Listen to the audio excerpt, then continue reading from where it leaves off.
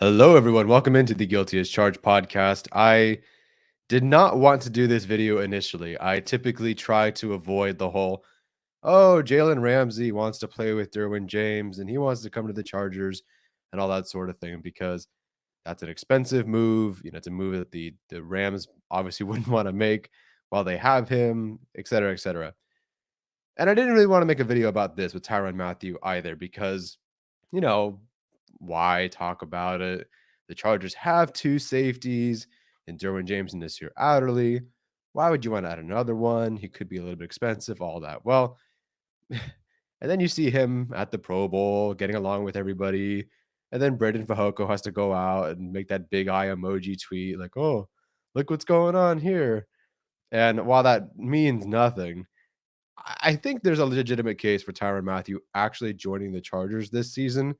And I think it's more than just, oh, I'd like to add this player because he's good and because you could help get revenge against the Chiefs or whatever. I think there's a lot of what they're planning on doing this offseason and the things that they've done so far, at least that we've heard and that we expect them to do, that kind of match up with him joining the team potentially. So let's go through it real quick. So the first obvious thing we have to get out of the way is that I do, and I've said it a while, I do believe that Kaiser White is gone. There's many reasons because of, for me to assume that. Again, we don't know this for sure, but it's all assumptions. And I think most of us can connect the dots to him being gone from as early as the Chargers decreasing his snaps and increasing Kenneth Murray's snaps in that final Raiders game. So, but, I've talked about this, but really quick, just go through why I think he's gone. Number one, linebacker is not a premium position in Brandon Staley's defense.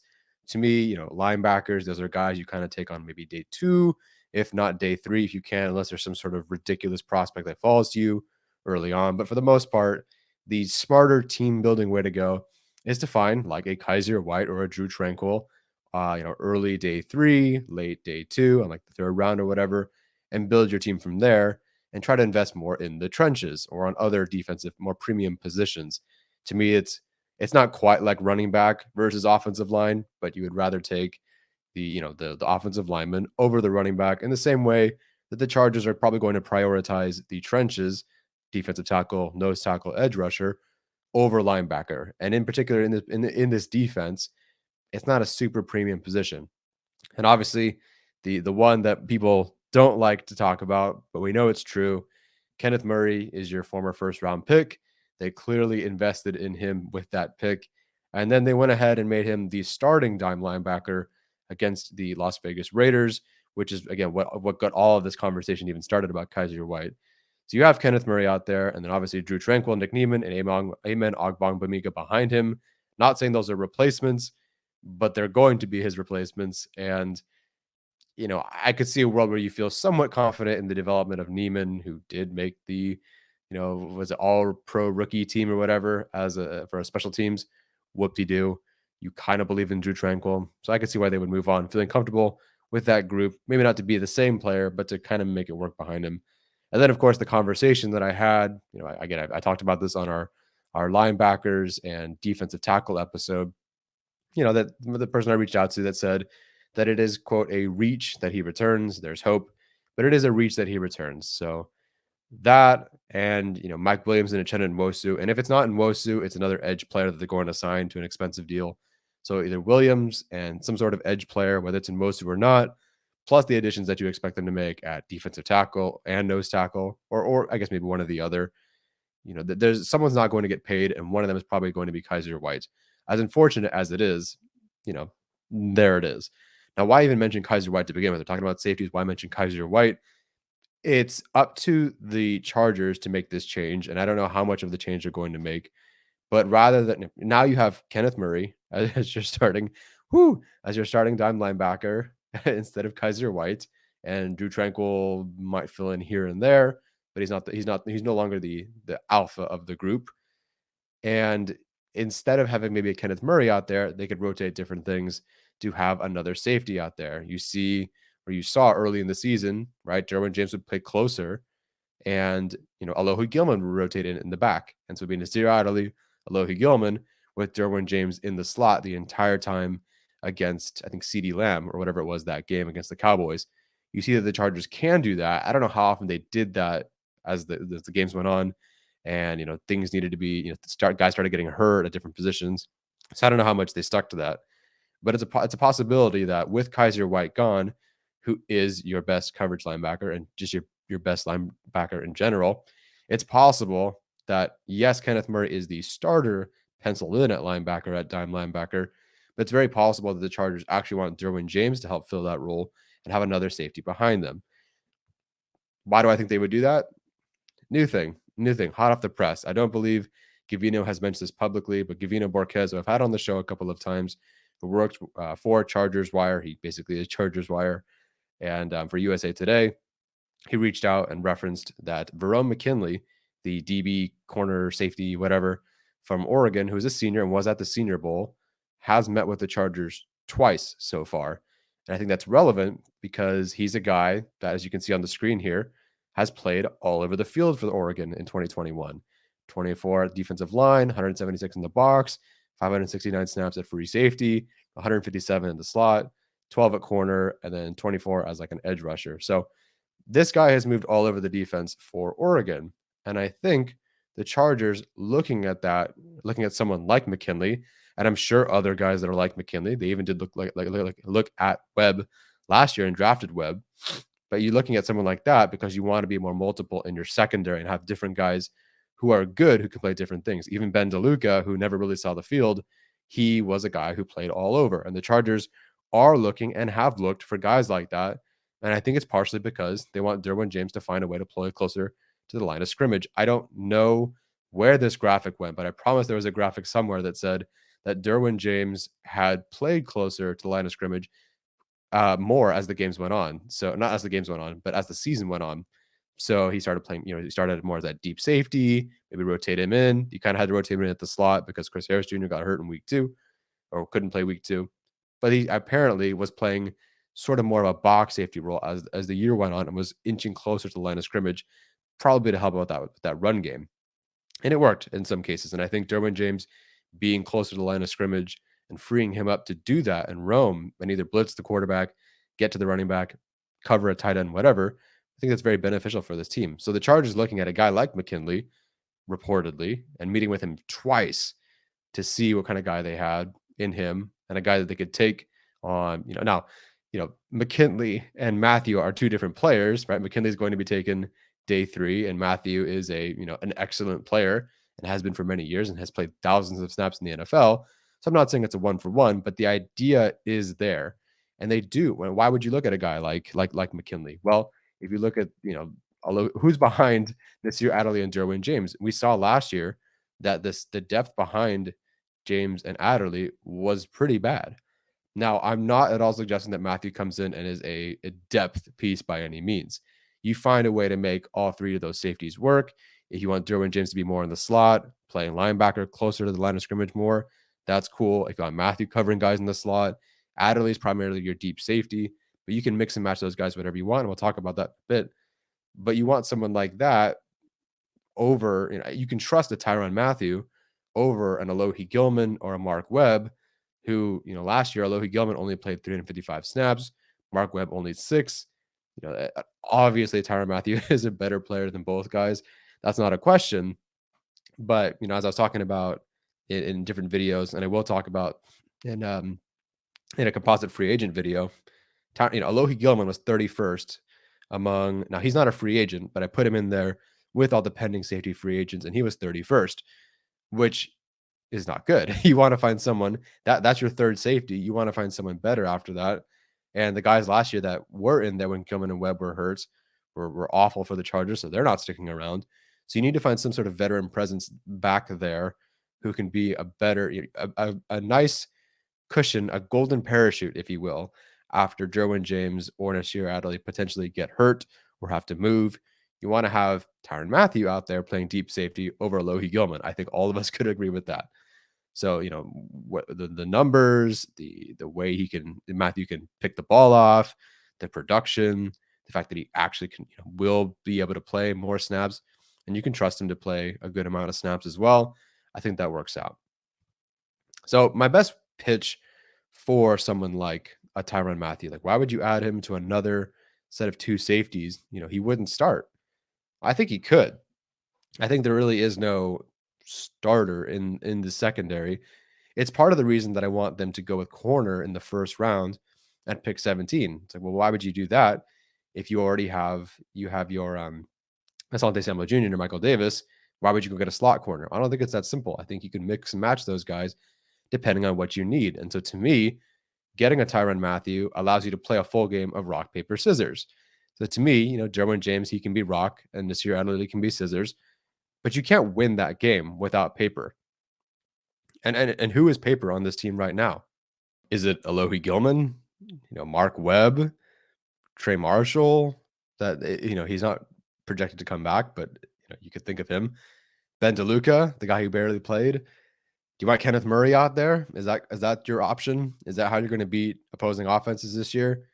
The 49ers and Deebo Samuel, the Rams and Cooper Kupp, the Chiefs and Travis Kelce, all these guys. Is this who you want out there as your third option? Kenneth Murray? Is Asante Samuel Jr. playing in the slot? Which is fine, but now you need an outside corner, which again, that's why I take a corner at 17. You need to be able to have a rotation of guys that are excellent, if possible. You can't go from Derwin James and Nasir Adderley to, okay, I'm going to rotate Derwin James down now, maybe even take Kenneth Murray off the field, but the guy behind me is Alohi Gilman, and you watch what happened when he played the Texans. It wasn't very pretty. So he had good moments before he got hurt. Don't get me wrong, but I don't know if that's a guy you want to trust in the postseason to be able to rotate and take on. I don't know, the Bengals and Higgins, Boyd, and Chase, and Uzama if he returns. You need somebody else out there who can really actually step up and you can really trust. And yes, on paper, would Tyrann Mathieu be the starter, or I guess he could be, but would Nasir Adderley not be the starter then? Maybe not. But it doesn't matter because the Chargers are going to live in a scenario where they're basically going to be 3-3-5 quite a bit. And I think having someone out there like Tyrann Mathieu, just adjust to your personnel. If you have a linebacker that's gone, you can just put, Kenneth Murray, I guess, as your sole linebacker, or Derwin James there, and work other guys through. So to me, again, like rock, paper, scissors, you could, with luck, win rock, paper, scissors without that third option, but you really need a third option. And, you can go wherever you want. Like the game of rock, paper, scissors, you can do whatever you want with these guys. So I have lined up here, for those of you that are just listening on the podcast feed, Matthew McKinley, the guy from Oregon, James, and Nasir Adderley. These guys, if you can tell from the numbers here, play all over. Each one of them has at least 100 snaps as either a box safety, a free safety, or a slot corner. Many of them more than 200 snaps at each of those spots. You can mix and match these guys, whether it is a McKinley, right, or which the Chargers could go with on day 3, or a very high-end player like Tyrann Mathieu. You can move them around as needed for whatever you need to beat whatever offense you need. And is it kind of a luxury to have 3 safeties like that? I suppose. But right now, the Chargers have suffered because they didn't have another deep safety, didn't have another box safety, they didn't have another slot corner. It went from a pretty good group to Trey Marshall, Devon Campbell, all who played more outside. Harris, I don't remember his first name. Is it Devonta Harris? Just not a good group. So with these guys, you can win in a variety of ways.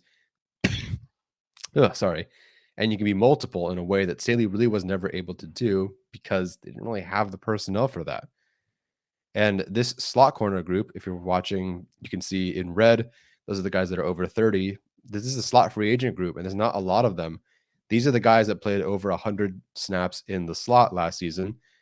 And the top 2 options, when I do the composite rankings, granted everything posted here, those aren't all the stats that I used, but the top 2 options were Bryce Callahan, who's over 30 and from the Broncos, and Chris Harris Jr. Chris Harris Jr. being at 2 is not ideal for Chargers fans who want to see an improvement, because that means the only improvement purely based on stats is Bryce Callahan. And there's not really a good option here. The names you can point out, K'Wan Williams from the 49ers got absolutely torched in the postseason, unfortunately. I think he gave up like 300 yards and a handful of touchdowns. It wasn't pretty. He was getting torched in the postseason. And again, on this list, he's behind Chris Harris Jr. Desmond King's not returning to the team. Dante Dion from the Rams, who could be a connection there, didn't even play the final 2 games of the postseason. Or, well, not the final 2 games, the most recent 2 games of the postseason, because he's just kind of like cornerback 6 for that team.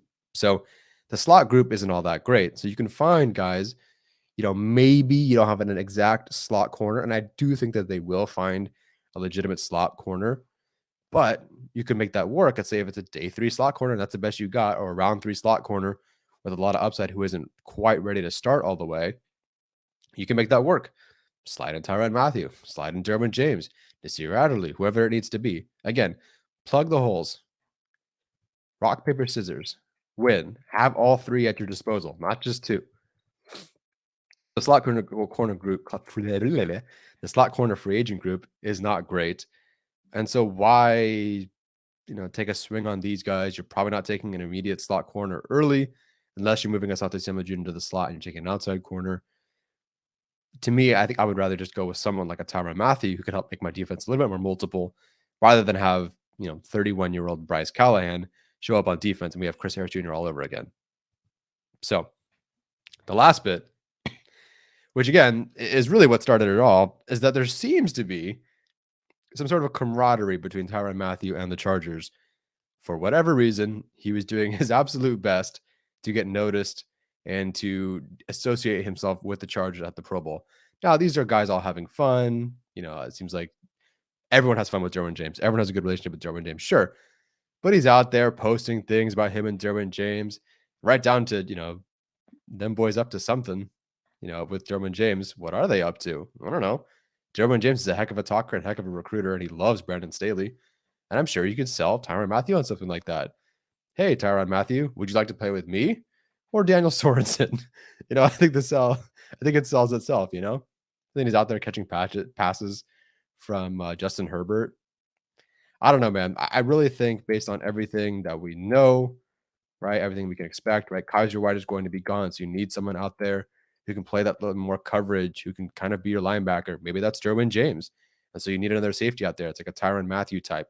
We know the Chargers have met with Verone McKinley, a guy that is going to play all over the field, a guy that they're basically admitting that they know they need to upgrade over Alohi Gilman and Mark Webb, or at least prepare to try to upgrade over those guys. That's why they're looking at him. You can move Tyrann Mathieu all over the field more. You can trust him to play over someone like Gilman and Webb because he's actually been in the NFL and succeeded and played for a long time. He's actually only 29, which is the craziest thing. Versus, you put Derwin James down in the slot, and then now Mark Webb and Alohi Gilman are back there. I don't know if you trust that in an all-in year. I think I believe in them to develop, but do you trust that in your all-in year? Or would you rather just go get a Tyrann Mathieu? A guy who can cost, $12 million a year versus Kaiser White at $8 million a year, but at a much more premium position that they value a lot more, who can arguably do more things for you. And I don't want to say he's a better player, but I think he has the potential to have more impact on this defense than Kaiser White, especially because Kenneth Murray is going to be starting. You need 3 guys to rotate through, and I think the Chargers know that they need to find a better rotation. They can't just have, rotation was such a problem for them last year, right? Okay, we have Joey Bosa and Chandler Mosu. Great. Who's back there? Who's after that? Fackrell and Rumpf, who had 16 pressures total. Ugh. Derwin James and Nasir Adderley. They're great. Who's behind them? Alohi Gilman and Mark Webb, who barely played. Oh, by the way, I had to throw Trey Marshall in there. Ugh. Who's behind Michael Davis and Asante Samuel Jr.? Tavon Campbell. They got to have better options. The third option at each position on defense needs to be a little bit better so this rotation can be more successful. So to me, you take a guy like Mathieu, you move him all over, you avoid this awful slot corner free agent group, and you find or you pick one of these guys for cheap, but you don't have to force them to start and force a round peg into a square hole because we needed a slot corner, so we paid a ton of money for one. No, we don't have to do that. We don't have to overpay for Bryce Callahan. Let's overpay for Tyrann Mathieu because I think he has more impact on the field. So with all of that said, I do think it is worth actually buying into the idea that this could work. I don't know if it will end up working, but I think you can buy into the possibility of it happening more than anything else because he's a free agent. He can decide where he goes as opposed to someone like a Jalen Ramsey where everyone is like, oh, we'll just trade 3 firsts for him. It's not that simple, and Telesco's not doing that. But a free agent, that's different. So let me know what you guys think. I think this is certainly possible. If you're for it, great. If you're not for it, you watched an entire video to not be for it. And if you still haven't changed your mind, then hey, it's all good. So let me know what you guys think in the comment section below. Take care. Enjoy your weekend. Enjoy the Super Bowl. And as always,